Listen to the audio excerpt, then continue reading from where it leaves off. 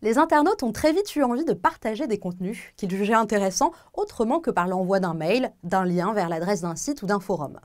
C'est la naissance des premiers médias sociaux. Loin de moi l'idée de vous faire un cours d'histoire, c'est la raison pour laquelle vous trouverez en annexe de ce cours 2 infographies illustrées retraçant toute l'histoire du social media ainsi que celle des réseaux sociaux. Dans cette vidéo, nous allons donc nous intéresser aux différentes caractéristiques d'un réseau social. Chaque réseau social a des fonctions propres, comme peuvent en avoir les différents ensembles d'une société. Une université n'a pas la même vocation qu'un club de pétanque. C'est un peu la même chose pour les réseaux sociaux. On peut parler de réseau social dès que 2 internautes échangent ou partagent grâce à une plateforme du web construite dans ce but. La fonction principale du réseau social, c'est de relier des personnes qui vont discuter, produire, échanger et partager de l'information. Il s'agit, en vulgarisant, d'un site internet dans lequel un internaute va s'inscrire et devenir membre. On utilise également régulièrement le terme de plateforme sociale, car c'est un site finalement sur lequel l'internaute va pouvoir naviguer au gré de ses envies.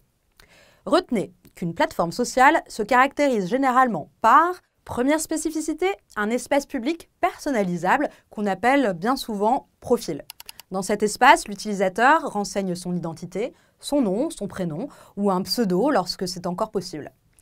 Une photo de profil ou un avatar, et selon le réseau social, d'autres champs comme la situation maritale, la date de naissance ou autres peuvent être aussi demandés. Votre profil peut être rendu public ou privé. On reviendra sur ce point dans une prochaine vidéo. La seconde spécificité, le carnet d'adresses. Votre carnet d'adresses online va se créer par le biais d'une invitation par mail à votre liste de contacts ou par ce qu'on appelle plus communément un Facebook Connect ou un Twitter Connect, si vous êtes déjà bien sûr sur l'un de ces 2 réseaux. Troisième spécificité, le fil d'actualité. Vous retrouverez également le terme anglais de newsfeed, c'est l'endroit où vous pourrez suivre les contenus postés par vos contacts sur la plateforme sociale. Quatrième spécificité, le moteur de recherche qui va vous permettre de vous identifier et d'identifier surtout les contacts par intérêt. On verra ça plus tard également. Cinquième spécificité, la possibilité d'échanger avec le réseau ou la communauté, soit par un système de messagerie instantanée, soit par un système de messagerie privée.